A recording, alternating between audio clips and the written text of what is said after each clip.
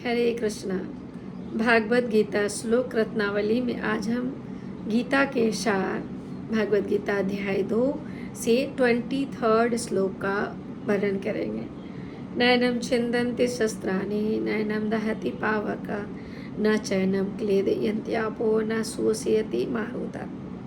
अर्थात यह आत्मा न तो किसी शस्त्र द्वारा खंड खंड किया जा सकता है, न अग्नि द्वारा जलाया जा सकता है, न जल द्वारा भिगाया जा सकता है, न ही वायु के द्वारा इसे उड़ाया जा सकता है या सुखाया जा सकता है। तो सारे हथियार है ना, तलवार, अग्नेयास्त्र, वर्षा के अस्त्र, चक्रवात आदि आत्मा को मारने में क्या है, असमर्थ है, क्योंकि आत्मा क्या है, शाश्वत है, इटर्नल है, इमोर्टल है।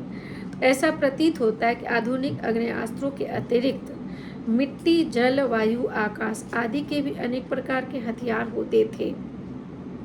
यहाँ तक कि आधुनिक युग में नाभिकीय हथियारों की गणना भी अग्नेयास्त्र से की जाती है ना। आजकल जो ये अस्त्र अग्नेयास्त्र जो युद्ध में यूज किए जाते हैं, तो किंतु पूर्व काल में विभिन्न पार्थिव तत्वों से बने हुए हथियार होते थे ना। तो ये पंच तत्व के ही हथियार हुआ करते थे पूर्व काल में। जिस समय भगवान यहाँ गीता का ज्ञान अर्जुन को दे रहे थे, तो उस समय की बात है ना कि न किसी शस्त्र से काटा जा सकता है, न अग्नि से जलाया जा सकता है, न इसे जल के द्वारा भिगाया जा सकता है, न वायु के द्वारा इसे सुखाया जा सकता है।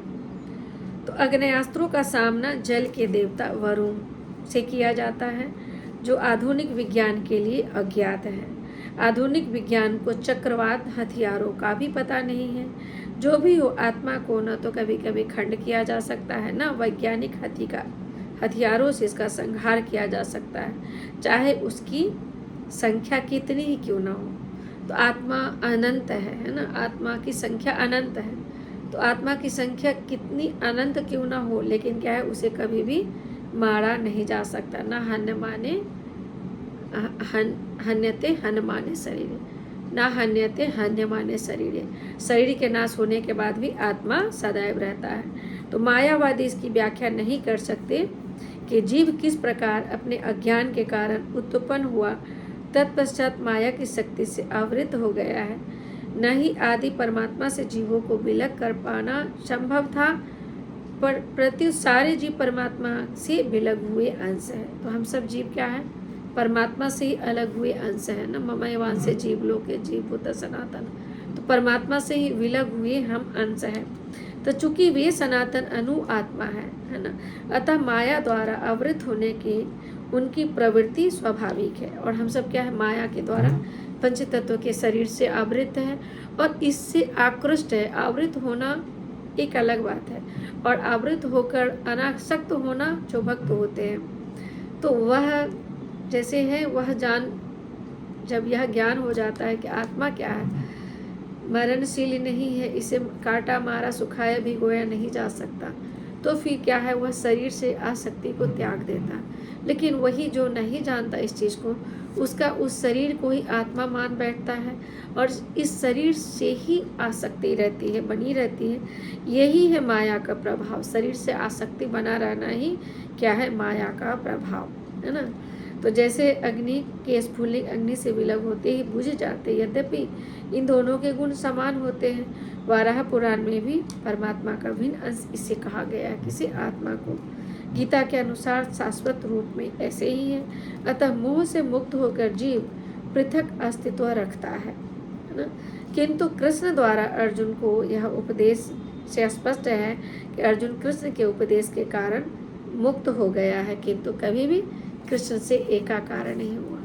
तो हम बद्ध जीव मुक्त हो सकते हैं, जैसे हम इस भागवत ज्ञान से, गीता के ज्ञान से हम मुक्त हो सकते हैं, लेकिन हम एक नहीं हो सकते। हम सदैव भगवान के नित्य सेवक हैं और सदैव सेवक बन के ही रहेंगे। जीवेर स्वरूप है कृष्ण नित्य दास। तो हमारा सेवक बनना हमारा गुण है। या हम भगवान की सेवा करें या फिर हम माया की सेवा करें, चॉइस अपना है। भगवान के सेवक बने या माया के सेवक बने।